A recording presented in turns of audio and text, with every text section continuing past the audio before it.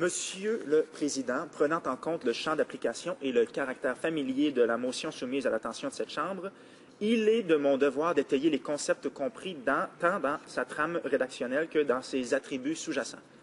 Je ponctuerai donc la présente intervention d'éléments favorisant une mise en contexte des réalités tombant sous l'égide de la motion à l'étude, notamment l'approche conflictuelle caractérisant les relations contemporaines entre l'organe étatique canadien et les citoyens aborigènes au pays. Maintenant, Monsieur le Président, je référerai au phrasé de la motion soumise à notre attention que la Chambre demande au gouvernement A de renoncer à son approche conflictuelle à l'égard des Premières Nations, des Métis et des Inuits pour établir un dialogue de nation à nation. Donc, voilà, Monsieur le Président, je vais aborder rapidement l'approche conflictuelle. Quitte à me répéter, Monsieur le Président, à partir du moment du temps des fêtes et fortement inspiré du mouvement social Idle No More, j'ai été appelé à monter une formation, un cours, et à me déplacer un peu partout au Canada, mais également aux États-Unis. Il a fallu que je traverse aux États-Unis pour revenir sur une pointe au Québec. Bref, je me suis déplacé dans plusieurs communautés aborigènes au pays afin de dispenser une formation qui parlait de la novation et de la modification à la loi sur les Indiens, liée entre autres à C-27, C-38 et C-45.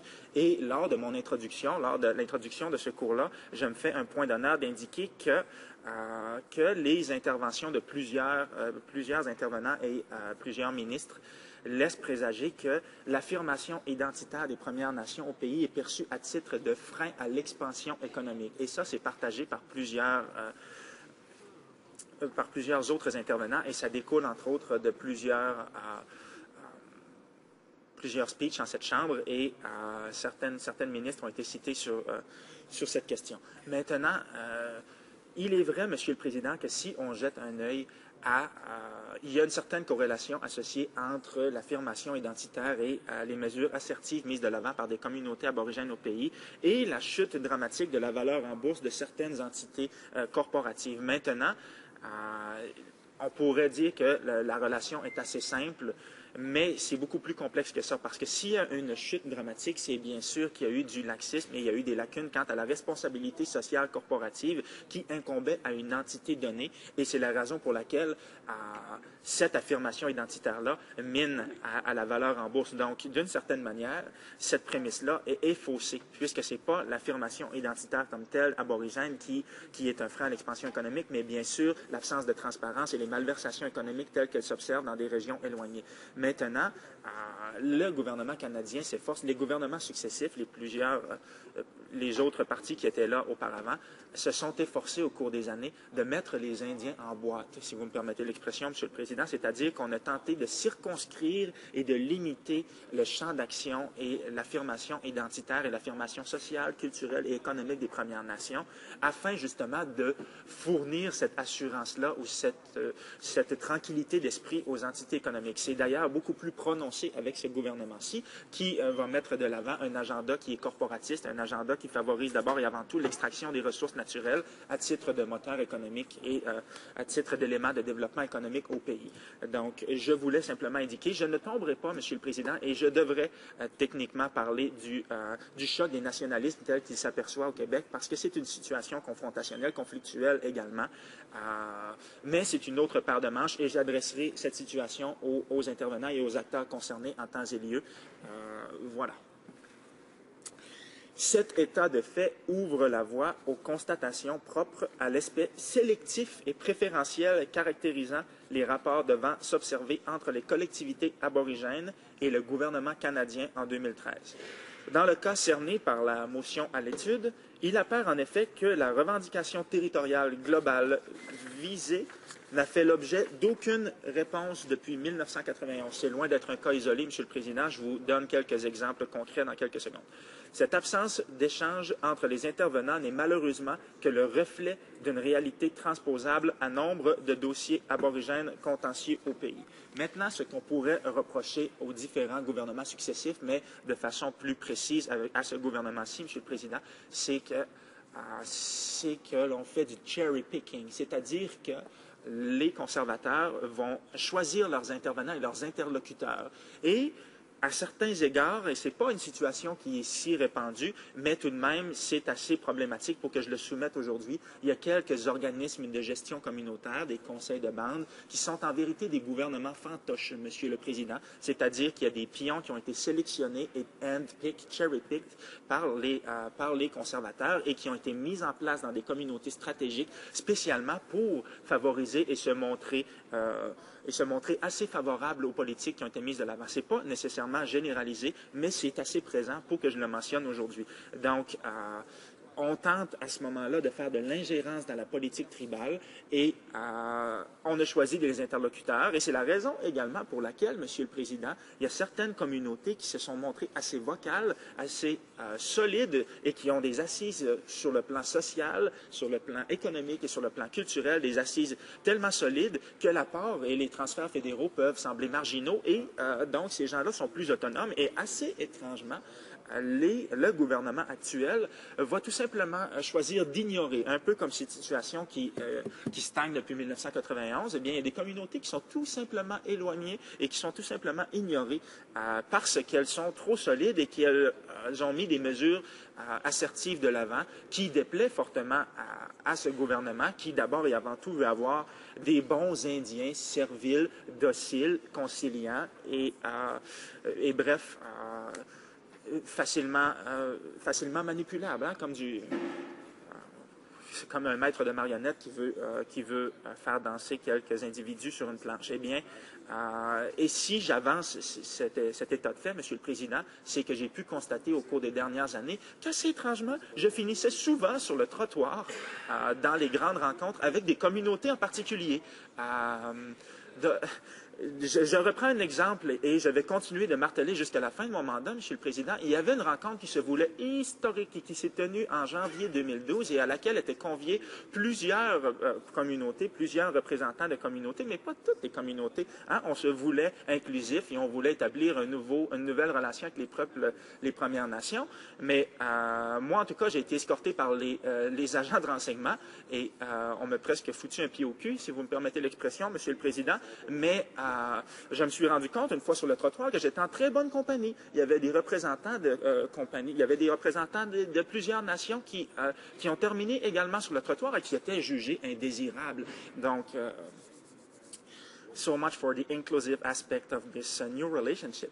Mais je vous soumets, Monsieur le Président, que c'est fort déplorable et que qu'on doit décrier ce type de situation en 2013 et faire du cherry picking et sélectionner nos pions et nos interlocuteurs auprès des organismes de gestion communautaire. C'est hautement répréhensible et c'est la raison pour laquelle les conservateurs en 2013 font face à une très grande opposition des Premières Nations et c'est également la raison pour laquelle leur plan de développement économique quête à l'heure actuelle et a beaucoup de difficultés et que notre réputation à l'international est en chute libre, tout comme la valeur en bourse de certaines entités corporatives qui font abstraction de leurs obligations en matière de responsabilité sociale et environnementale corporative. Sur ce, je vous soumets le tout humblement.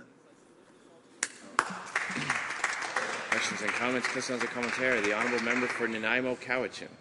Thank you very much, Mr. Speaker. I want to thank the member from Manicouagan for that very good speech and for his very committed work. I know he has been doing great work in terms of raising awareness around a number of pieces of legislation, including the Omnibus Bill, Bill C-45, and Bill C-27, the Financial Transparency and Accountability Act that the Conservatives have pushed through. Now, when it comes to Nunavut and other nations across this country, one of the things that we observe is that as the land claims, the comprehensive land claims or treaties or self-government agreements are stalled in negotiations or not even accepted for negotiation, what's happening is that development is happening on the traditional territories, whether it's forestry, whether it's mining. And what's happening, of course, is the peoples who have inhabited those lands for millennia are not benefiting from that development, or have no say when it comes to the environmental impact. We see the Fort Chipewyan First Nations in Alberta being very concerned about the environmental impact on their communities. On the West Coast, we've got forestry. So from coast to coast, in Ontario, the Ring of Fire. So I wonder if the member could comment specifically on why it's important to move forward on negotiating these comprehensive land claims and treaties and self-government agreements so that the people who live in those territories have a say about the kind of development that's happening. L'honorable député de Manicouagan. Je remercie ma collègue de sa question. Maintenant, Monsieur le Président, selon toujours ma propre appréciation, la problématique est la suivante. C'est que l'assentiment des Premières Nations est perçu à titre d'organe de certification, comme un punch que l'on met, c'est-à-dire, oh, on a les Indiens derrière nous, donc on peut aller de l'avant. Eh bien, c'est fort problématique. Et trop souvent, lorsque des initiatives d'extraction des ressources sont présentées à une communauté, c'est déjà un done deal, si vous me permettez l'expression, c'est-à-dire qu'on a déjà, tous les acteurs en place se sont déjà entendus, et les derniers qu'on va rencontrer, eh bien, avec déjà le package deal déjà tout prêt, ce sont les Indiens au final. Eh bien, c'est fort répréhensible parce que c'est une relation qui est utilitaire et qui, au final, ne bénéficie pas à l'ensemble de la population. C'est la raison pour laquelle il n'y a aucune répercussion, qu'il n'y a aucune redistribution, sans compter le fait également que les concepts de thésaurisation des capitaux, de mise en commun de ces apports-là au sein des communautés, eh bien,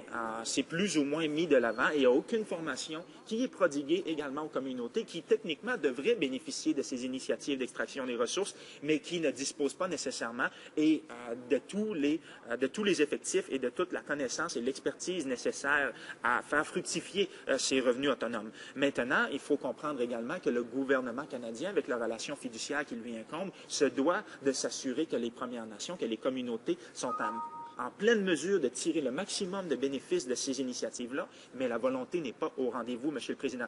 Native poverty is a lucrative business. Et les gens vont... il y a des experts de l'extérieur qui gagnent une fortune à garder les Premières Nations à ce niveau de connaissance et à un niveau social et culturel. Pas toutes les communautés, mais certaines, surtout celles éloignées. Je pense à ma propre réalité au 52e parallèle. Il y a des gens qui se rendent riches en gardant les communautés à un certain niveau.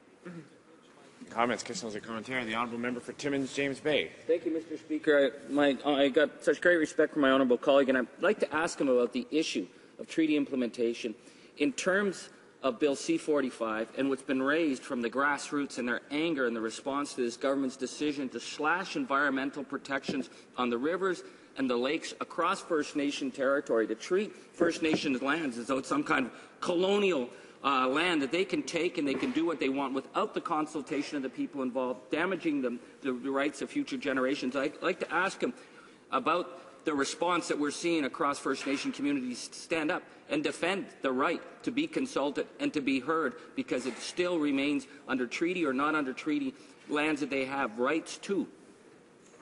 Honourable député de Manicouagan.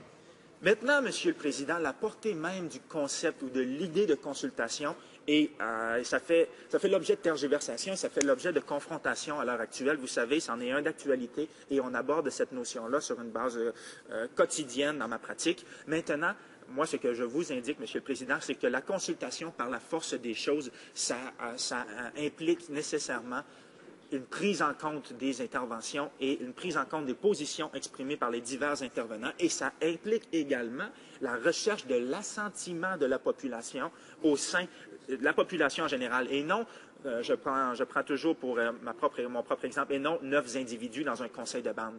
C'est pas en allant rencontrer quelques dirigeants token, quelquefois, quelques dirigeants d'une communauté qu'on peut considérer qu'on a consulté tout le monde, parce que les prérogatives aborigènes s'exercent d'abord et avant tout par les membres, et dans ma propre communauté, il y a 3000 membres et non pas seulement 9 dirigeants. Donc, si on veut véritablement voir qu'il y a une amélioration, il faut s'attarder aux grassroots et aller voir la population. Par contre, je pense... Je dois interrompre l'honorable député à ce moment parce que le temps a expiré. Alors, reprise du débat. L'honorable ministre